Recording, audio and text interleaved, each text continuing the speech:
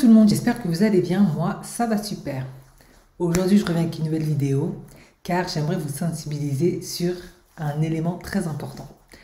En effet, pourquoi les femmes noires doivent être vigilantes sur le syndrome du phallus ou du pénis doré?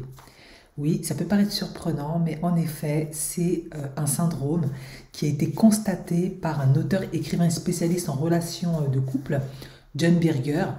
Il a constaté que dans les villes et les universités où les femmes sont en nombre beaucoup plus importante que les hommes, et je précise les femmes hétérosexuelles, lorsqu'elles sont en nombre beaucoup plus importante que les hommes, il se passe un phénomène qui s'appelle le phallus ou le pénis doré.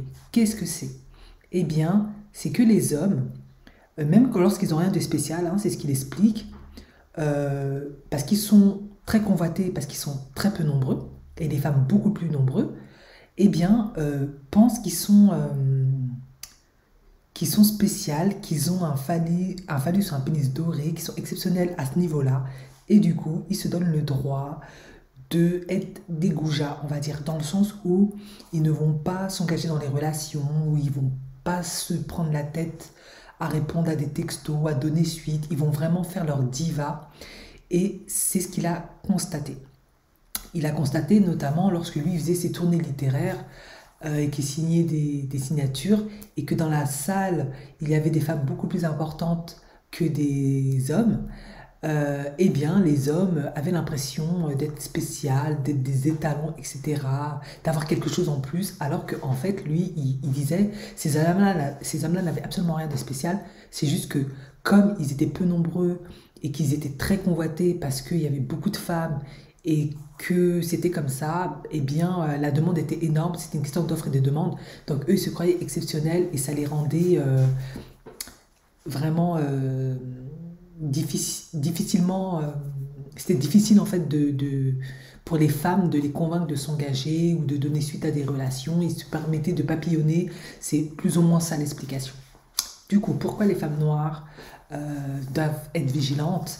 Parce qu'il peut vous arriver d'être... je sais que déjà en Afrique, pourquoi il y a la polygamie, c'est aussi un peu à cause de ça, parce qu'il y a un certain nombre d'hommes, un certain nombre de femmes, mais le nombre d'hommes en capacité de prendre soin des femmes est beaucoup plus important. Donc du coup, les femmes se retrouvent, c'est une sorte de compétition en fait chez les femmes. En revanche, une compétition qui est quasi inexistante chez les hommes, vu qu'il y a plus de femmes que d'hommes qui sont en demande de se marier, de s'engager, d'être honorés. Du coup, les hommes se donnent un peu le droit, un, d'être polygame, d'en avoir plusieurs, ou d'avoir plusieurs maîtresses, ou de jouer avec certaines et pas d'autres, etc.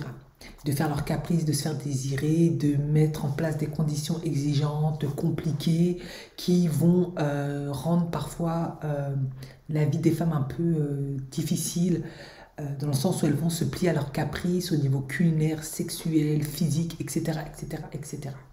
Mais c'est aussi un élément que l'on peut constater chez les hommes alpha pourvoyeurs. Pourquoi? Parce que comme déjà ce sont des hommes qui sont minoritaires, très peu d'hommes gagnent minimum 10 000 € par mois, si ce n'est 5 000 €, hein. Mais on va aller sur les 10 000 € déjà en France, hein, rien que là. Eh bien, ils sont très peu, donc il y a peu de compétition déjà. Par contre, il y a beaucoup de femmes qui aimeraient être en hypergamie, même si c'est quelque chose qui est inconscient. Par conséquent, ils ont beaucoup d'options et ça peut parfois faire que ils vont être avec une femme pendant de nombreuses années, ils vont pas vouloir s'engager.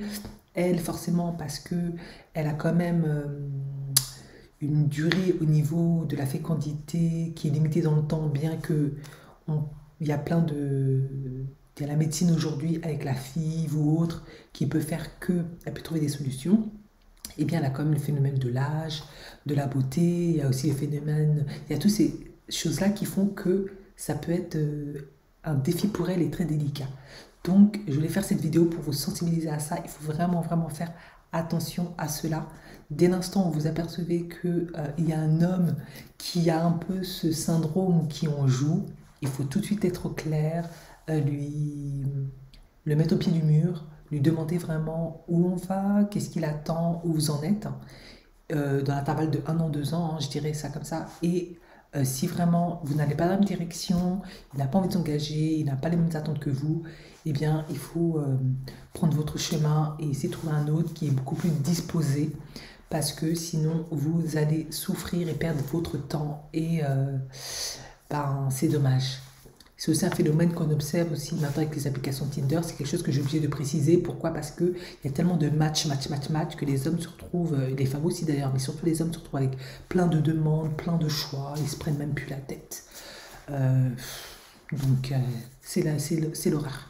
Voilà. Merci de m'avoir écouté et je vous souhaite une agréable fin de journée. Ciao, ciao.